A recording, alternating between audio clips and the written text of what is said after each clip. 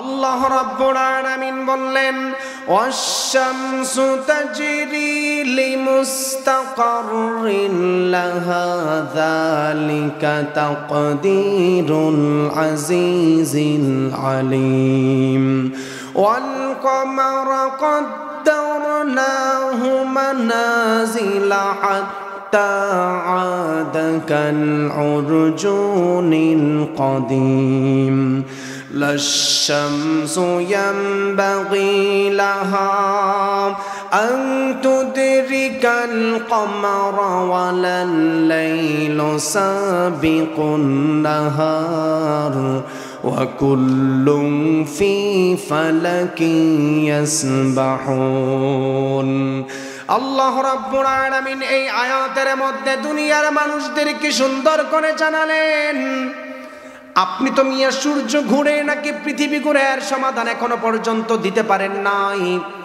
আপনি তো কলেজে পড়েছেন, ইউনিভার্সিটিতে পড়েছেন, থিওরি খুঁজে দেখেন এখনো পর্যন্ত বিজ্ঞান উন্নত হতে পারে নাই। আপনি জানলে অবাক হবেন রব্বুল আলামিন ১৫০০ বছর আগে সূরাতুল ইয়াসিনের ৩৮, ৩৯, ৪০ নাম্বার আয়াতে এর সমাধান দিয়েছেন।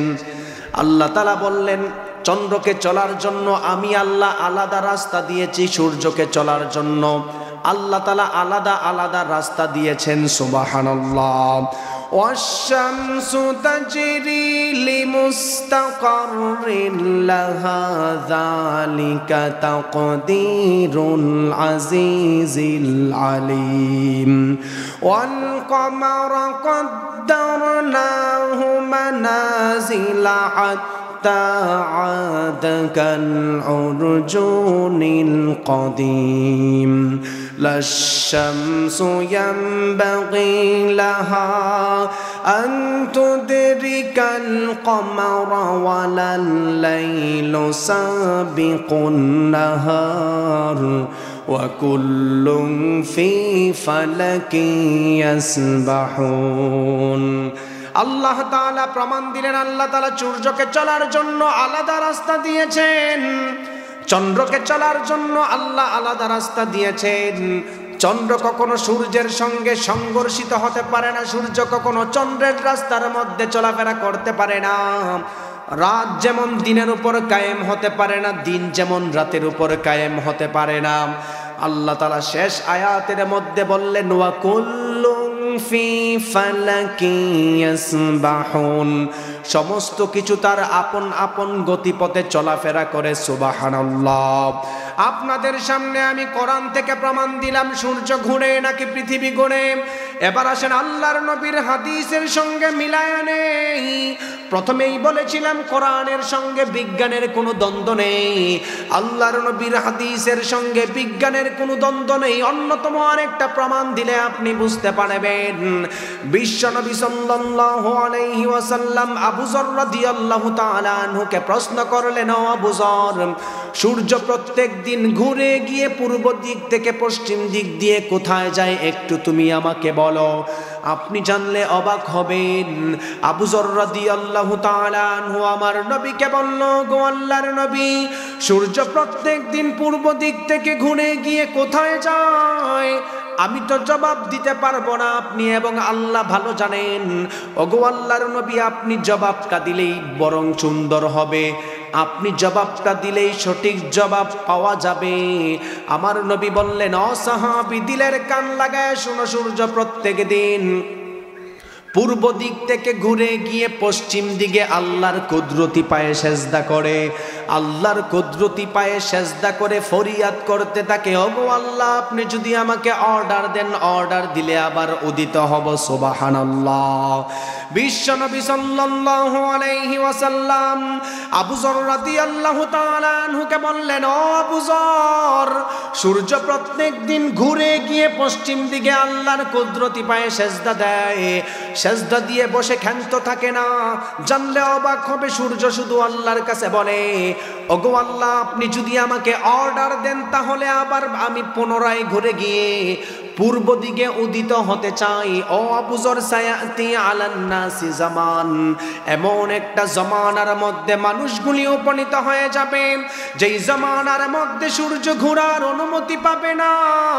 সূর্য পূর্ব দিক থেকে ঘুরে গিয়ে যখন আল্লাহর কুদরতি পায়ে যাবে, ও আবু যর, সূর্যকে আল্লাহ তাআলা এমন একটা জামানার মধ্যে মানুষ উপনীত হবে যেই দিন সূর্যকে ঘোরার অনুমতি দিবে না। কিয়ামতের আগে সূর্য পশ্চিম দিকে উদিত হবে আর পূর্ব দিকে উঠবে না। সুবহানাল্লাহ। 1 নম্বর আয়াত থেকে আমরা প্রমাণ পেলাম সূর্য ঘুরে নাকি পৃথিবী ঘুরে। ওয়া কুল্লুম ফি ফালাকি ইয়াসবাহুন। 2 নম্বর নবীর হাদিস থেকে আমরা প্রমাণ পেলাম সূর্য প্রত্যেকদিন পূর্ব দিক থেকে ঘুরে যায়, আল্লাহর কুদরতি পায়ে সেজদা করে। আল্লাহর কুদরতি পায়ে সেজদা করে বসে থাকে না, বলেন আল্লাহ আপনি অর্ডার দেন, আমি আবার ঘুরতে চাই। সুবহানাল্লাহ পড়েন। কোরআন সারা পৃথিবীর মধ্যে দামি হওয়ার অন্যতম একটা কারণ হলো আধুনিক বিজ্ঞানের সঙ্গে কোরআনের কোনো দ্বন্দ্ব নেই। আপনাদেরকে যদি একটা উদাহরণ দেই আপনারা আরো সুন্দর করে বুঝবেন। আমার সঙ্গে বলেন সুন্দর করে, আমাদের 2 হাতে আঙ্গুল আছে কয়টা? সবাই হাত তুলেন, একটু কষ্ট করে হাত তুলেন, আরো জোরে সুন্দর করে তুলেন। কয়টা আছে?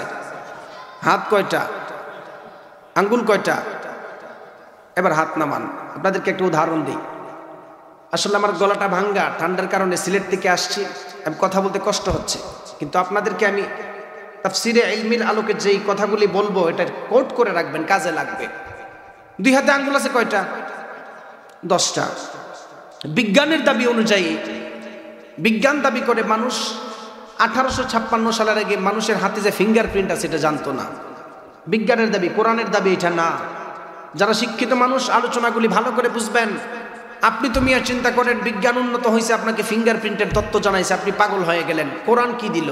এবার শুনেন কোরআন আপনাকে কি দিছে। বিজ্ঞানের দাবি অনুযায়ী 1856 সালে পরে মানুষ ফিঙ্গারপ্রিন্টের তথ্য জানে। একজন ব্রিটিশ বিজ্ঞানী ছিল যার নাম উইলিয়াম হার্সাল। উনি মানুষদের দেহ নিয়ে প্রত্নতাত্ত্বিকভাবে রিসার্চ করতেন।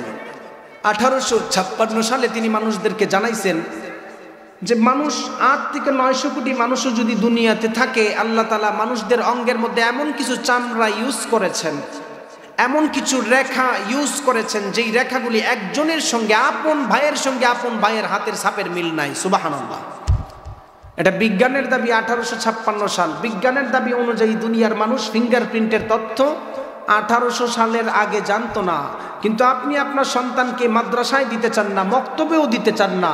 আপনি জানলে অবাক হবেন, এই যে ফিঙ্গারপ্রিন্ট নিয়ে আপনি বড়াই করেন, রব্বুল আলামিন 1000 বছর আগে কোরআনুল কারীমের সূরাতুল কিয়ামা এর 3 এবং 4 নম্বর আয়াতে ফিঙ্গারপ্রিন্টের তথ্য দিয়েছেন। সুবহানাল্লাহ বলেন।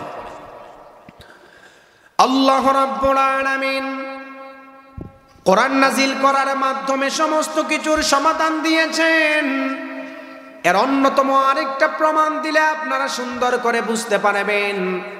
বিজ্ঞানের দাবি অনুযায়ী ফিঙ্গারপ্রিন্টের তত্ত্ব আপনি মাত্র 1856 সালে জেনেছেন, এর আগে জানতেন না। আমরা বিজ্ঞানের দাবি বিশ্বাস করি না। এবার আসেন কোরআন আপনাকে কি দিয়েছে, এবার আপনি শুনেন। রব্বুল আলামিন 1000 বছর আগে সূরাতুল কিয়ামা এর 3 এবং 4 নম্বর আয়াতে ফিঙ্গারপ্রিন্টের তত্ত্ব সহ মানুষদেরকে জানিয়েছেন। সুবহানাল্লাহ। আল্লাহ রাব্বুল আলামিন বললেন, আয়াহসাবুল ইনসানু আল্লান নাজমা'a ইযামা বালা কাদিরিনা আলা আন নুসাউইয়া বানানা। আল্লাহ রাব্বুল আলামিন কাফেরদের ব্যাপারে আয়াত নাযিল করলো। দুনিয়ার মধ্যে এমন কিছু কাফের মুশরিক ছিল, তারা প্রশ্ন করত আমরা যদি মারা যাই, মারা যাওয়ার পরে যখন আমাদের হাড্ডি পিঞ্জর সব কিছু পচে গলে যাবে, বিভিন্ন জায়গায় যখন খণ্ড বিখণ্ড হয়ে যাবে, হাসরের ময়দানে কি আল্লাহ তাআলা আমাদেরকে তোলার সক্ষম রাখে নাকি? কাফেরদের বিরুদ্ধে আয়াত নাজিল করে আমার আল্লাহ বলল, ও কাফের মুশরিক শোনো, তোমাদেরকে এমন ভাবে আল্লাহ তাআলা মানুষদেরকে এমন ভাবে হাজির করবে, হাসরের ময়দানে মানুষদের হাতের অগ্রভাগ, আঙ্গুলের অগ্রভাগ পর্যন্ত তোলার সক্ষম রাখে। সুবহানাল্লাহ। এই কোরআন সারা পৃথিবীর মধ্যে দামি হওয়ার অন্যতম একটা কারণ হলো আধুনিক বিজ্ঞানের সঙ্গে কোনো দ্বন্দ্ব নাই। আরেকটা প্রমাণ আপনাদের শরীর দিয়ে উদাহরণ দিয়ে যায়। আপনি চিন্তা করবেন আপনার শরীরে আল্লাহ রাব্বুল আলামিন কত নেয়ামত দিয়েছেন, আপনি চিন্তা করেন নাই। আপনাদের শরীর দিয়ে উদাহরণ দিলে আপনারা বেশি বুঝবেন, এই জন্য শরীর দিয়ে উদাহরণ দেই। আধুনিক বিজ্ঞান দাবি করে বৃদ্ধ হলে মানুষের চুল পাকতে পারে, বৃদ্ধ হলে মানুষের চুল পাকতে পারে, স্বাভাবিক ব্যাপার। কিন্তু 2006 সালে বিজ্ঞান দাবি করেছেন ছোট ছোট বাচ্চারাও টেনশনে পড়ে চুল পাকতে পারে। তাকায়া দেখেন এখন আমাদের জমানার কিছু কিছু যুবক ভাইদের চুল পাকে কি পাকে না? আপনাদের এলাকার কি এরকম নাই? যেমন মনে করেন এখানে অনেক মুরব্বী চাচা আছেন সাদা দাড়ি। 2006 সালে বিজ্ঞান জানিয়েছেন আধুনিক বিজ্ঞান উন্নত হওয়ার কারণে, স্যাটেলাইটের যুগে পদার্পণ করার কারণে তারা 2006 সালে জানছেন যে মানুষ বৃদ্ধ হলে স্বাভাবিকভাবে তাদের দাড়ি পাকতে পারে, চুল পাকতে পারে। কিছুদিন আগে 2006 সালে বিজ্ঞানী দাবি করেন বৃদ্ধ মানুষের চুল পাকবে, এটা স্বাভাবিক। কিন্তু অস্বাভাবিক বিষয় হচ্ছে এই যে এরকম ছোট ছোট ছেলেরাও যদি টেনশন করে তাদেরও চুল পাকতে পারে। এই জন্য আমাদের সমাজে দেখবেন অল্প বয়সী কিছু মানুষের চুল পাকে। এটা বাস্তবে দেখা গিয়েছে 2006 সালে বিজ্ঞান থিওরি দেওয়ার কারণে। আপনি জানলে অবাক হবেন যে বিজ্ঞান আপনাকে 2006 সালে এই থিওরি জানাইছেন, আর আপনি চাই না, পুরা অবাক। আরে বিজ্ঞান কি জানাইলো? আপনি জানলে অবাক হবেন আল্লাহ রাব্বুল আলামিন ১৫০০ বছর আগে এই চুল পাকা বলেন আর ছোট বাচ্চা বৃদ্ধ হয়ে যাওয়া বলেন, এর প্রমাণ আল্লাহ তাআলা কোরআনে দিয়েছেন। সুবহানাল্লাহ পড়েন। আল্লাহ তাআলা কোরআনুল কারীমের সূরাতুল মুজাম্মিলের 17 নম্বর আয়াতে স্পষ্ট বলেছেন, ফাকাইফা তাত্তাকুনা ইন কাফারতুম ইয়াওমান ইয়াজআলুল উলদানা শিবা। কিছু কিছু মানুষ তো মনে করে কোরআনে কি আছে কি নাই। আল্লাহ তাআলা স্পষ্ট বলতেছেন যে হাসরের ময়দানের ভয়াবহতা নিয়ে যারা ঠাট্টা করে, একবার যদি তারা এটা নিয়ে চিন্তা করে, কেউ যদি সরাসরি এটা দেখে, নবজাতক শিশুও বৃদ্ধ হয়ে যাবে। সুবহানাল্লাহ পড়েন। আল্লাহ তাআলা সূরাতুল মুজাম্মিলের 17 নম্বর আয়াতে ১৫০০ বছর আগে বলছেন, আর বিজ্ঞান 2006 সালে আপনাকে জানাইছে। আরেকটা উদাহরণ দিই, আমাদের বিজ্ঞান 1900 সালে মানুষদেরকে জানিয়েছেন মানুষ মারা যাওয়ার পরে হাড্ডি মাংস পচে যায়। পচে যাওয়ার পরে হঠাৎ করে বিজ্ঞান বলে মানুষের শরীরের কিছু কিছু অংশ কোনো কোনো সময় পাথর হয়ে যায়, লোহাও হয়ে যায়। আপনার সন্তান বাহিরের দেশে পড়াশোনা করে, কোনো সমস্যা নাই। আপনি চিন্তা করেন আপনার সন্তান বাহিরের দেশ থেকে ডক্টরেট এনেছে, এই দুনিয়াতে মনে হয় তার মতো আর শিক্ষিত কেউ নাই। মাদ্রাসায় হুজুররা পড়ান, হুজুরদের মতো মনে হয় মূর্খ আর কেউ নাই। আপনার চিন্তা যদি এইরকম হয়, মনে রাখবেন এই পৃথিবীতে সবচাইতে বড় শিক্ষিত কোনো মানুষ যদি থাকে, এই মাদ্রাসার শিক্ষকরা। ঠিক কিনা বলেন? উদাহরণ দিয়ে এবার মিলায় নেন। 1900 সালে বিজ্ঞান দাবি করেছেন মানুষ মারা যাওয়ার পরে মানুষের শরীরের কিছু অংশ মাটির তলে পাথরও হতে পারে, মাটির তলে লোহাও হতে পারে। আল্লাহ তাআলা ১৫০০ বছর আগে সূরাতুল বনী ইসরাইলের 50 নম্বর আয়াতে বলেন, কুল, হে নবী আপনি বলেন, কুনু হিজারাতান আও হাদিদা। এর আয়াত আগের ব্যাখ্যা যদি আপনি খুলে দেখেন, কাফের মুশরিকরা বলতো আল্লাহ তাআলা কি মানুষরা মারা যাওয়ার পরে হাড্ডি মাংস পচে যাবে তুলতে পারবে? চ্যালেঞ্জ করে আল্লাহকে। আল্লাহ তাআলা বলতেছেন, নবী হে আপনি তাদেরকে বলেন তারা মারা যাওয়ার পরে পচে যাক, গলে যাক, যেই কোনো হালতে থাকুক, তাদের শরীরের কোনো অংশ যদি লোহাও হয়, পাথরও হয়, আমি তাদেরকে হাসরের ময়দানে তোলার জন্য সক্ষম রাখি। সুবহানাল্লাহ পড়েন। আপনি 1900 সালে মিয়া জানছেন মানুষের শরীর এর কিছু অংশ পাথরও হইতে পারে, লোহাও হইতে পারে। আর আল্লাহ তাআলা ১৫০০ বছর আগে কোরআনের মধ্যে এই তথ্য দিয়েছেন। সুবহানাল্লাহ পড়েন। অন্যতম আরেকটা উদাহরণ দিই। উদাহরণটা শুনলে আপনারা একটু অবাক হবেন। আমি জানি না কোনো আলোচক আপনাদেরকে বলেছে কি বলে নাই। এই যে আমাদের মানুষ অসুস্থ হয় কি হয় না, আপনাদের এই মায়ানী বাজারের মানুষ অসুস্থ হয় না? এখানে হসপিটাল আছে না? হসপিটাল আছে। আপনাদের এলাকার যারা শিক্ষিত মানুষ আছে এখানে থাকলে ওনাদের কাছে আমার প্রশ্ন, আমাদের মানুষ এখনো পর্যন্ত তারা তাদের সিভিলাইজেশন জানে না। আমি দ্য ইনডিউরিং লিগাসি অফ মুসলিম সিভিলাইজেশনের আলোকে সামনে কথা বলতেছি। আপনি আপনার সভ্যতা জানেন না। আমাদের দেশের অধিকাংশ মানুষ তারা দাবি করে আধুনিক চিকিৎসা বিজ্ঞান হয়তো কোনো ইহুদি খ্রিস্টান নাস্তিক তৈরি করেছে, এখনো পর্যন্ত মানুষ ওইটাই বিশ্বাস করে। আপনি জানলে অবাক হবেন, আধুনিক চিকিৎসা বিজ্ঞান সর্বপ্রথম পৃথিবীতে একজন মুসলিম মুহাদ্দিসের মাধ্যমে আলোকপাত হয়েছে। সুবহানাল্লাহ পড়েন। আপনি আপনার ঐতিহ্য ফিরে যান। এবার আসেন তথ্য জেনে নেন। স্পেনের একজন বড় ডক্টর, বড় প্রফেসর ছিল, মুহাদ্দিস ছিল, আবুল কাসেম আল জাহরাবি রহমতুল্লাহি আলাই, যাকে মুহাদ্দিসুদ দাহর ওয়ান নাহার ওয়াল বাহার বলা হয়। আবুল কাসেম আল জাহরাবি রহমতুল্লাহ আলাই সর্বপ্রথম দুনিয়াতে আধুনিক চিকিৎসা বিজ্ঞানের আলোকপাত করেন। সর্বপ্রথম তিনি 30 খণ্ডের যেই বই লিখে যান, এখনো পর্যন্ত আমাদের সমাজের কোনো মানুষ যদি বাহিরের দেশে MBBS, FCPS, FRCS ডক্টরেট আনতে যায়, আবুল কাসেম আল জাহরাবি রহমতুল্লাহ আলাইয়ের থিওরি পরেই ডক্টর হওয়া লাগে। সুবহানাল্লাহ পড়েন। একজন মুসলিম মুহাদ্দিস। কেন ইতিহাসটা তুললাম? এবার আসেন। আপনারা যে হসপিটালে যান, হসপিটালে যাওয়ার পরে আপনারা কারোর ফ্রন্টাল লোবের সমস্যা, অক্সিপিটাল লোবের সমস্যা, কারোর এক্সচেঞ্জ সেন্টারের সমস্যা, কারোর হার্টের সমস্যা, কারোর স্পাইনাল কর্ডের সমস্যা, আপনারা যান। যাওয়ার পরে যখন ডক্টর সাহেবরা, বিশেষ করে বৃদ্ধ চাচারার কোমরের ব্যথা আছে না নাই? পায়ের গোড়ালির ব্যথা আছে না নাই? আছে। আমার কথা শুনিয়েন। আপনারা যখন যাবেন, ডক্টর সাহেবরা ওষুধ লিখে, বিভিন্ন রোগের ওষুধ লিখে, লেখার পরে আপনারা প্রেসক্রিপশনটা নিয়ে চলে আসেন। আপনি খেয়াল করে দেখবেন প্রেসক্রিপশনের কর্নারে RX লেখা থাকে, এমন আছে না নাই? কিছু মানুষ দেখছেন, কিছু মানুষ দেখেন নাই। যারা দেখেন নাই অসচেতন মানুষ। আপনাকে আপনার সিভিলাইজেশন সভ্যতা আমি জানাইয়া দিয়ে যাই। আবুল কাসেম আল জাহরাবি রহমতুল্লাহ আলাই যখন চিকিৎসা বিজ্ঞান সর্বপ্রথম উন্নত করেন, ওনার কাছে মানুষ যখন চিকিৎসার জন্য যেত, সর্বপ্রথম বিসমিল্লাহ দিয়ে উনি ট্রিটমেন্ট দিতেন। কিন্তু ল্যাটিন সভ্যতা আসার পরে, মুসলিমরা ধ্বংস হওয়ার পরে, আবুল কাসেম আল জাহরাবি রহমতুল্লাহ আলাইয়ের সর্বপ্রথম দাঁতের ট্রিটমেন্টের উপর যেই 250 যন্ত্র বানিয়েছিলেন, এখনো পর্যন্ত সেই যন্ত্র দিয়েই দুনিয়াতে এটার স্ট্রাকচার বানানো হয়, অন্য কোনো সিস্টেম নাই। আপনি জানলে অবাক হবেন, ল্যাটিনরা এসে বিসমিল্লাহকে কেটে দিয়ে RX বসাইছেন।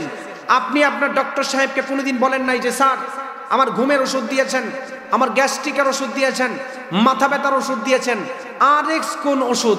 কোনোদিন কি জিজ্ঞেস করছেন? জিজ্ঞেস করেন নাই। শোনেন, RX এর মিনিং আপনি গুগলে সার্চ করবেন, আমাদের ডক্টর সাহেবরা এক একটা মিনিং দেয়। ডক্টর সাহেবদের ভাষায় RX এর মিনিং হচ্ছে এই নিন, ল্যাটিন শব্দ। কিন্তু আপনি গুগলে সার্চ করে দেখবেন RX এর মিনিং হচ্ছে ওই জমানার মিশরীয় গ্রিক দেবীকে অনুসরণ করা। ওই জমানার কিছু মানুষ মিশরীয় পুরাতন গ্রিক দেবীকে অনুসরণ করার মাধ্যমে ওনাদের আকীদা ছিল, যেই মানুষ বছরে একবার মিশরীয় গ্রিক দেবীকে অনুসরণ করবে, তার কথা স্মরণ করবে, তার আর কোনোদিন অসুস্থ হবে না। নাউজুবিল্লাহ পড়েন। সুস্থতা দেওয়ার মালিক কে? অসুস্থতা দেওয়ার মালিক কে? আল্লাহ। এবার আসেন, আমাদের দেশের ডক্টর সাহেবরা মুসলিম সন্তান 40 লক্ষ 50 লক্ষ টাকা খরচ করে MBBS, FCPS, FRCS এর ডক্টরেট আনে। উনি ডক্টর হওয়ার পরে বাংলাদেশে চিকিৎসা দেয়, 1 টাকা কম ভিজিট নেয় না, চিকিৎসা দিচ্ছে। আজকের এই তাফসীরুল কোরআন মাহফিল থেকে এই মুরব্বী চাচা যুবক ভাইদের পক্ষ থেকে একটাই দাবি থাকবে, আমাদের যুবকদের পক্ষ থেকে একটাই দাবি থাকবে, আমাদের মুসলিম সন্তানরা যদি কোনো কারণে বাহিরের দেশে গিয়ে পড়াশোনা করে বড় ডক্টর হয়, আলহামদুলিল্লাহ, তাদের কাছে আজকের এই তাফসীরুল কোরআন মাহফিল থেকে একটাই দাবি থাকবে, RX কে বর্জন করে নিজের বাপ দাদার ঐতিহ্যকে ধরে রাখার জন্য বিসমিল্লাহ দিয়ে প্রেসক্রিপশন চাই। ঠিক কিনা বলেন? RX কে আমরা বর্জন করতে চাই। শুধু মুসলিম ডাক্তারদের কাছে আমার দাবি। হিন্দু ডাক্তার কি করে আমার দেখার বিষয় না, খ্রিস্টান ডাক্তার কি করে আমার দেখার বিষয় না। আমার দেখার বিষয় আমার স্বজাতীয় ভাই কি করে, আমার দেখার বিষয় আমার বাপ দাদারা আমাদের ইতিহাস কিভাবে তৈরি করেছেন। ল্যাটিনরা এটাকে পানির নিচে ডুবাইয়া দিয়েছেন। একটা উদাহরণ দিয়ে যায়, প্রমাণ, জ্বলন্ত প্রমাণ দেই। আপনাদের এলাকায় যখন আজান দেয়, ইশার জামাত, আপনারা সবাই জামাতে পড়ছেন না? মানুষ পড়েন নাই নামাজ? আসেন, আপনি মনে করেন যে আপনি নামাজ পড়তেছেন, দুনিয়াতে আপনার কোনো ফায়দা হবে না, আখিরাতে ফায়দা হবে। আপনি তো চিন্তা করতেছেন আপনি 5 ওয়াক্ত নামাজ পড়ে হয়তো পার হয়ে যাচ্ছেন। আপনার এই নামাজ পড়ার সিস্টেমটাকে নিয়ে ইহুদি খ্রিস্টান এখনো পর্যন্ত যেই পরিমাণ চক্রান্ত করে, জানলে আপনি অবাক হবেন। মানুষরা 5 ওয়াক্ত নামাজ পড়ে। আমাদের পাকিস্তানের একজন বিখ্যাত ডক্টর মাজেদজামান উসমানী, উনি ইউরোপের একটা ইউনিভার্সিটিতে ফিজিওথেরাপির উপর শিক্ষা করতে গিয়েছিলেন। ইউরোপের একটা ইউনিভার্সিটিতে ফিজিওথেরাপির উপর শিক্ষা নিতে গিয়ে তিনি দেখলেন সেখানে জগৎ বিখ্যাত 2 জন ডক্টর, চার্লস ফাকনার, স্মিথ অ্যান্ড্রিস নামক 2 জন ডক্টর আছেন। ওনাদের কাছে মানুষ যায় উচ্চ রক্তচাপের চিকিৎসা নেওয়ার জন্য, ওনাদের কাছে মানুষ যায় হার্টের সমস্যার চিকিৎসা নেওয়ার জন্য, ওনাদের কাছে মানুষ যায় স্পাইনাল কর্ডের ব্যথার সমস্যার জন্য, স্মিথ অ্যান্ড্রিসের কাছে মানুষ যায় পায়ের গুড়ালির ব্যথার সমস্যা সমাধানের জন্য। আপনি জানলে অবাক হবেন, আমাদের পাকিস্তানের ডক্টর মাজেজ্জামান উসমানী জানিয়েছেন ইউরোপ আমেরিকাতে এখনো যদি কোনো মানুষ উচ্চ রক্তচাপ, পায়ের গুড়ালির ব্যথা, কোমরের ব্যথার চিকিৎসা নিতে যায়, ইহুদি খ্রিস্টানরা এখনো পর্যন্ত মুসলিম ধর্মের 5 ওয়াক্ত নামাজের ব্যায়াম শিক্ষা দেয়। সুবহানাল্লাহ পড়েন। আপনি জানলে অবাক হবেন, ডক্টর মাজেজ্জামান উসমানী ওনার থিসিসটা লিখতে গিয়ে এটার মধ্যে তুলে ধরেছেন শুধু এটা নয়, ল্যাটিনরা যেইভাবে বিসমিল্লাহকে বাদ দিয়ে আরএক্সকে ঢুকাইয়া দিয়েছেন, ঠিক তেমনভাবে ইহুদি খ্রিস্টানরা মুসলিম ধর্মের নামাজের ব্যায়ামটাকে নিচে রাখার জন্য এটার নাম দিয়েছেন ইউরোলিঙ্গোস্ট্রিক। আপনি গুগলে সার্চ করবেন যে ইউরোলিঙ্গোস্ট্রিকের ব্যায়াম কি, এর দ্বারা কি হয়, আপনি গুগলে খুঁজে পাবেন ইউরোলিঙ্গোস্ট্রিকের ব্যায়ামের মাধ্যমে মানুষের কোমরের ব্যথা চলে যায়, এক্সচেঞ্জ সেন্টার গরম হলে অটোমেটিক ঠান্ডা হয়। অথচ আপনি যদি 5 ওয়াক্ত নামাজ পড়েন, আপনি যদি ঠিকমতো সেজদা দেন, আপনি যদি ঠিকমতো রুকু দেন, আপনি যদি ঠিকমতো আল্লাহর কাছে নিজেকে অবনত করতে পারেন, অটোমেটিকলি আধুনিক চিকিৎসা বিজ্ঞানের দাবি অনুযায়ী ওই মানুষটা কখনো উচ্চ রক্তচাপে ভুগবে না। সুবহানাল্লাহ পড়েন। আপনি চিন্তা করেন আল্লাহ তাআলা আপনাকে কত নিয়ামত দিয়েছে। উদাহরণ দিই এজাজের আলোকে, আমাদেরকে আল্লাহ তাআলা ব্রেন দিয়েছেন। এই ব্রেইনের মধ্যে আল্লাহ কয়েক লক্ষ সেল দিয়েছেন, এর মধ্যে একটা হচ্ছে এক্সচেঞ্জ সেন্টার। আমি যে আপনাদের সামনে কথা বলতেছি, আমার এক্সচেঞ্জ সেন্টার আমাকে খবর পাস করতেছেন, আমি আপনাদের সামনে কথা বলি। বিজ্ঞানের দাবি অনুযায়ী মানুষের মাথার মধ্যে ছোট একটা এক্সচেঞ্জ সেন্টার, এটাকে যদি দুনিয়ার কোনো যন্ত্র আকারে দুনিয়ার মধ্যে স্থাপিত করা হয়, তাহলে আমেরিকার এম্পায়ার স্টেটের 100 তলা বিল্ডিং এর মতো 6টা বিল্ডিং এর মতো যন্ত্র হবে। সুবহানাল্লাহ পড়েন। অথচ আপনার এক্সচেঞ্জ সেন্টার ছোট একটা সেল। আধুনিক বিজ্ঞানের দাবি অনুযায়ী বোঝা যায় এক্সচেঞ্জ সেন্টার যদি দুনিয়ার মধ্যে যন্ত্র আকারে বসানো হয়, এটাকে ঠান্ডা করতে গেলে পদ্মা নদীর 7টা নদীর পানি লাগবে। অথচ আল্লাহ তাআলা মানুষদের জন্য 5 ওয়াক্ত নামাজের বিধান দিয়েছেন। আধুনিক চিকিৎসা বিজ্ঞানের দাবি অনুযায়ী বোঝা যায় কোনো মানুষ যদি 5 ওয়াক্ত নামাজ ঠিক মতো পড়ে, ঠিক মতো সেজদা দেয়, ওই মানুষটার উচ্চ রক্তচাপ, মাথা গরম, এক্সচেঞ্জ সেন্টার অটোমেটিক ঠান্ডা হয়ে যায়। সুবহানাল্লাহ পড়েন। নামাজের দরকার আছে না নাই? আরো জোরে বলেন, আছে না নাই? আছে। দেখুন আমি কেন বললাম আধুনিক বিজ্ঞানের সঙ্গে কোরআনের কোনো দ্বন্দ্ব নেই। আধুনিক বিজ্ঞান যত উন্নত আর বিকশিত হচ্ছে, কোরআনের কাছে ততই বিজ্ঞান ভিক্ষার থলি নিয়ে দাঁড়িয়ে যাচ্ছেন। এর অন্যতম আরেকটা উদাহরণ দেই। আমাদের আমেরিকার 2 জন ডক্টর, বিখ্যাত কয়েকজন ডক্টর আছে, ওনারা মনোবিজ্ঞানী, আপনারা যাদেরকে সাইকিয়াট্রিস্ট হিসাবে জানেন। ওনাদের কাছে মানুষ যায় যে স্যার আমার তো স্যার মাথা ব্যথা করে বেশি, প্রচুর পরিমাণ রাগ থাকে, অনেক মানুষের বুকের বাম সাইডে ব্যথা হওয়ার কারণে স্ট্রোক করে, এদের কাছে যায়। ফ্রেডলি ক্লাস্কি, ওনাদের আর্টিকেলও আমরা পড়েছি, দেখলাম রাসূল সাল্লাল্লাহু আলাইহি ওয়াসাল্লামের হাদিসের সাথে আধুনিক বিজ্ঞানের কোনো দ্বন্দ্ব নেই। আরেকটা প্রমাণ দিয়ে যায়, রাসূল সাল্লাল্লাহু আলাইহি ওয়াসাল্লামের হাদিসের সঙ্গে আধুনিক চিকিৎসা বিজ্ঞানের কোনো দ্বন্দ্ব নেই। আরেকটা প্রমাণ দেই, আমেরিকার বড় ডক্টর সাহেব, উনি ওনার জেনারেল হসপিটালের মধ্যে মানুষদের চিকিৎসা নেয়। মানুষদের চিকিৎসা নেওয়ার একটা ধরন হচ্ছে, কিছু কিছু মানুষ যায় ওনাদের কাছে যে স্যার আমার তো ভালো লাগে না, মাথায় সমস্যা, আমার প্রচুর পরিমাণ রাগ ওঠে, আমি কি করতে পারি? ওনাদের সিস্টেম হচ্ছে ওনাদের কাছে যদি কোনো মানুষ যায় চিকিৎসার জন্য, ওনার একটা ফর্ম দেয়, এই ফর্ম ফিল আপের মাধ্যমেই তারা চিকিৎসা কিভাবে করবেন এটা নির্ণয় করে। কত আধুনিক! আর আপনি চিন্তা করেন, 2 জন ডক্টর সাহেব জানিয়েছেন দুনিয়ার অধিকাংশ মানুষ সবচাইতে বেশি হার্ট অ্যাটাক, ব্রেইন স্ট্রোক করে মানুষ রাগ জমায়া রাখার কারণে, একজন আরেকজনের প্রতি রাগ জমায়া রাখার কারণে। অথচ আল্লাহর হাবিব সাল্লাল্লাহু আলাইহি ওয়াসাল্লাম বলেন নবীর আদর্শ কত হাই কোয়ালিটির আদর্শ, নবীর আদর্শ কত ফ্যান্টাস্টিক আদর্শ। আপনি জানলে অবাক হবেন, নবীর আদর্শ যদি নিজের ভিতরে ফিট করতে পারেন, নবীর আদর্শ যদি নিজের ভিতরে ফিট করতে পারেন, দুনিয়ার মধ্যে সর্বোত্তম মানুষ হিসাবে আপনি পরিগণিত হবেন। সুবহানাল্লাহ বলেন। আল্লাহ রাব্বুল আলামিন কোরআন নাজিল করার মাধ্যমে দুনিয়ার মানুষদেরকে জানালেন কোরআন নাজিল করার মাধ্যমে সমস্ত কিছুর সমাধান আমি আল্লাহ দিয়েছি। যেই মানুষগুলি দুনিয়ার মধ্যে চলাফেরা অবস্থায় কোরআনকে মানবে, কোরআনকে জানবে, রব্বুল আলামিন জান্নাতের রাস্তায় তাদেরকে ঢুকায়া দিবেন।